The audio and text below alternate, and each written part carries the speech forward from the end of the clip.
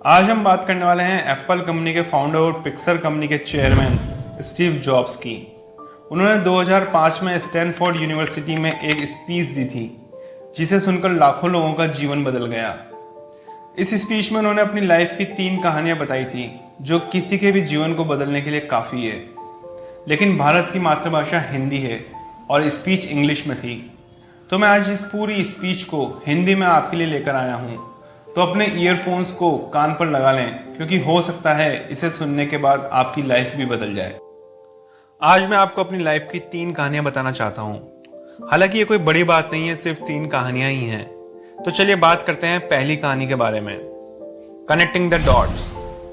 मैंने स्टार्टिंग के 6 मंथ्स के बाद कॉलेज की पढ़ाई छोड़ दी, लेकिन उसके बाद नेक्स्ट 18 मंथ्स तक मैं कॉलेज में ही रहा। फिर आखिर में मैंने कॉलेज छोड़ दिया। लेकिन मैंने पढ़ाई क्यों छोड़ी? मेरे जन्म से पहले ही इसकी शुरुआत हो गई थी। मेरी मदर, जो कि एक यंग अनमैरिड ग्रेजुएट स्टूडेंट थी, उन्होंने मुझे गोद देने का फैसला किया।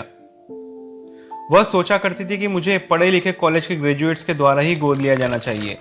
इसलिए मेरे जन्म के समय उन्होंने मुझे एक वकील और उसकी पत्नी को गोद दिए जाने की पूरी तैयारी कर ली थी। लेकिन जब मेरा बर्थ हुआ तो उस कपल ने आखिरी मिनट में फैसला किया कि वे वास्तव में एक लड़का नहीं लड़की चाहते हैं, और उन्होंने मुझे गोद लेने से मना कर दिया।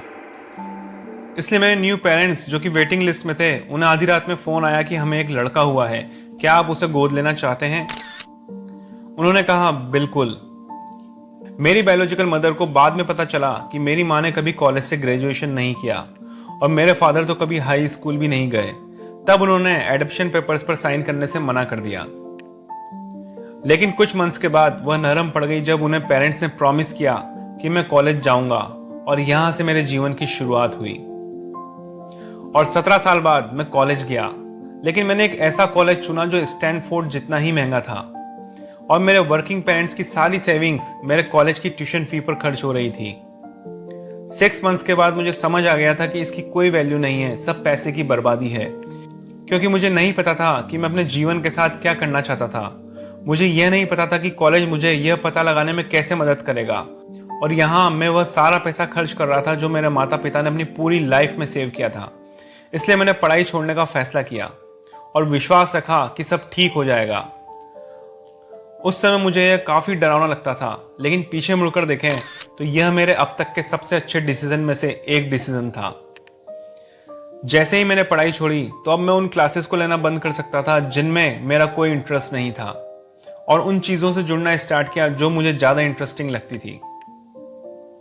यह सब इतना इजी नहीं था। मेरे पास सोने के लिए रूम तक नहीं था, इसलिए मैं दोस्तों के साथ रूम के फर्श पर ही सो जाया करता था। मुझे खाना खरीदने के लिए कोक की बोतल्स को इकट्ठा करना होता था, जिसके बदले मुझे 5 सेंट मिलते थे। और एक दिन अच्छा खाना खाने के लिए मैं हर संडे की रात शहर से 7 मील दूर पैदल चलकर जाया करता था हरे कृष्ण मंदिर में। मुझे वहां का खाना बहुत पसंद था क्योंकि वह बहुत टेस्टी होता था। लेकिन मैंने अपनी क्यूरियोसिटी और इंट्यूशन को फॉलो करते हुए जो कुछ पाया वह बाद में प्राइसलेस साबित हुआ। मैं आपको एक एग्जांपल देता हूं। उस समय रीड कॉलेज शायद देश में सबसे अच्छी कैलीग्राफी एजुकेशन प्रोवाइड करता था। पूरे कैंपस में हर पोस्टर, हर डोर, हर लेबल पर हाथ से बहुत ही सुंदर कैलीग्राफी की हुई थी। क्योंकि मैंने पढ़ाई तो छोड़ ही दी थी, इसलिए मैंने यह सीखने के लिए कैलीग्राफी क्लासेस लेने का फैसला किया। मैंने सेरिफ और non serif typeface, different letters combinations के बारे में सीखा, और उन चीज़ों के बारे में सीखा जो टाइपोग्राफी को ग्रेट बनाती है। यह बहुत ही सुंदर और ऐतिहासिक था, जिसे साइंस भी कभी नहीं पकड़ सकता था, और मुझे यह बहुत फैसिनेटिंग लगा। लेकिन किसी को यह उम्मीद नहीं थी कि कैलीग्राफी या टाइपोग्राफी कभी भी मेरे लाइफ में कुछ काम आएगी।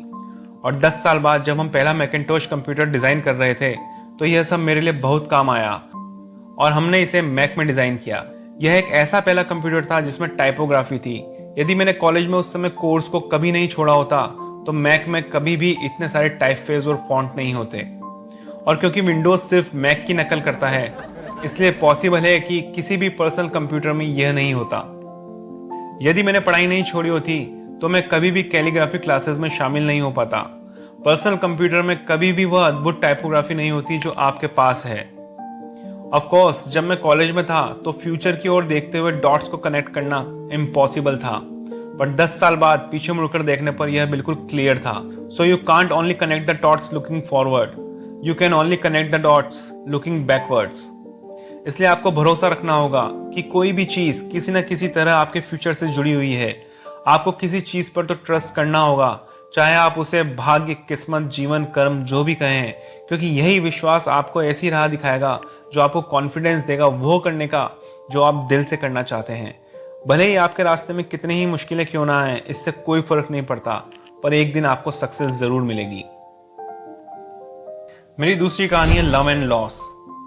मैं लकी था कि मुझे जीवन की शुरुआत में ही वह काम मिल गया जो मैं करना पसंद करता था। और मैं जब 20 साल का था तब मैंने अपने माता पिता के गैरेज में एप्पल की शुरुआत की। हमने कड़ी मेहनत की और 10 वर्षों में एप्पल बदल गया। एक गैराज में 2 लोगों के साथ शुरू हुआ एप्पल बढ़कर 4000 से अधिक एम्प्लॉय वाली $2 बिलियन की कंपनी बन गई। हम अभी 1 साल पहले अपने बेस्ट क्रिएशन मैकिन्टॉश तक पहुंचे थे और मैं अभी 30 साल का हुआ था। मुझे नौकरी से निकाल दिया गया। एक ऐसी कंपनी जिसे मैंने स्टार्ट किया, वहां से आपको कोई कैसे निकाल सकता है। जैसे जैसे कंपनी ने ग्रो किया तो हमने एक ऐसे व्यक्ति को काम पर रखा जो मुझे लगा कि मेरे साथ कंपनी चलाने के लिए बहुत ही टैलेंटेड है। और पहले 1 साल तक चीजें ठीक रही, लेकिन फिर फ्यूचर के बारे में हमारी सोच अलग अलग होने लगी और अंत में बोर्ड ऑफ डायरेक्टर्स ने उसका साथ दिया। और 30 साल की उम्र में मैं कंपनी से बाहर था। I was out, very publicly out. मैंने अपनी पूरी लाइफ जिस चीज पर फोकस किया वह सब खत्म हो गया था। I am destroyed. मैं सचमुच कुछ महीनों तक यह नहीं जानता था कि क्या करूं। मुझे लगा कि मैंने सबको निराश कर दिया है, क्योंकि जब मुझे मौका दिया जा रहा था तो मैंने उसे छोड़ दिया। मैं डेविड पैकर्ड और बॉब नॉइस से एक बार मिला और सब कुछ बुरी तरह खराब करने के लिए मैंने उनसे माफी मांगने की भी कोशिश की। मेरे लिए यह फेलियर इतना बड़ा था कि मैंने वैली से भागने के बारे में भी सोचा, लेकिन धीरे धीरे मैंने खुद को शांत रखना शुरू किया और मुझ पर इसका असर भी होने लगा था। मैं अब भी एप्पल से प्यार करता था जो मैंने किया। एप्पल में जो भी चीजें हुई थी उसमें थोड़ा भी बदलाव नहीं आया था। मुझे फिर से रिजेक्ट कर दिया गया, लेकिन मैं अब भी एप्पल से बहुत प्यार करता था। इसलिए मैंने फिर से शुरुआत करने का फैसला किया। मैंने जब इसके बारे में सोचा तब मुझे पता चला कि इससे निकाल दिया जाना मेरे लिए सबसे अच्छी बात थी जो कि कभी भी हो सकती थी। सक्सेसफुल होने के बाद आपके ऊपर एक जो प्रेशर रहता है, अब मैं उससे आजाद था। अब जरूरी नहीं था कि मुझे सब कुछ आता हो या सब कुछ सही ही होना चाहिए। यही वो समय था जब मैंने सबसे ज्यादा क्रिएटिव काम किए। नेक्स्ट 5 इयर्स में मैंने एक कंपनी की शुरुआत की जिसका नाम रखा नेक्स्ट, और दूसरी कंपनी जिसका नाम रखा पिक्सेल। और मैं एक अमेजिंग लड़की के प्यार में पड़ गया था जो अब बाद में मेरी वाइफ भी बनी। पिक्सेल ने दुनिया की पहली computer animated feature film toy story बनाई और अब यह वर्ल्ड का सबसे सक्सेसफुल एनिमेशन स्टूडियो है। और फिर समय बदला, एप्पल ने नेक्स्ट को खरीद लिया और मैं पहुंच गया वापस एप्पल। और जो टेक्नोलॉजी हमने नेक्स्ट में डेवलप की थी वह एप्पल आज भी यूज कर रही है। लॉरेंस और मेरी एक बहुत ही प्यारी फैमिली है। मुझे पूरा यकीन है कि अगर मुझे एप्पल से नहीं निकाला गया होता तो ऐसा कुछ भी नहीं होता। यह एक ऐसी मेडिसिन का टेस्ट था, मुझे लगता है कि पेशेंट को इसकी आवश्यकता थी।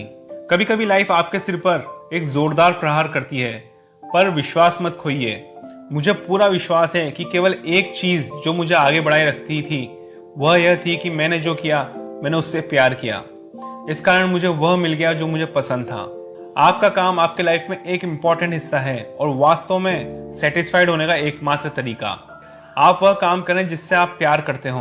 और यदि आपको अभी तक यह पता नहीं चला है तो सर्च करते रहें, और जिस दिन आपको ये काम मिल जाएगा आपके दिल को अपने आप पता चल जाएगा और समय के साथ ये धीरे धीरे और बेहतर होता जाएगा, उस महान रिश्ते की तरह जैसे जैसे साल बीतते हैं और वह बेहतर होता जाता है।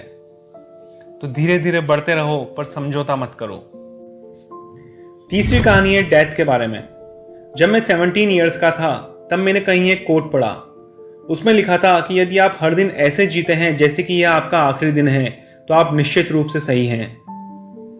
इसका मुझ पर काफी असर पड़ा और तब से लास्ट 33 इयर्स से मैं हर सुबह उठकर ग्लास देखता हूँ और खुद से पूछता हूँ कि यदि यह मेरे जीवन का आखिरी दिन है तो मैं क्या करना चाहता हूँ और क्या आज मैं वह काम कर सकता हूँ। और जब लगातार कई दिनों तक उत्तर नहीं आता तो मैं जानता हूँ कि मुझे कुछ बदलने की जरूरत है।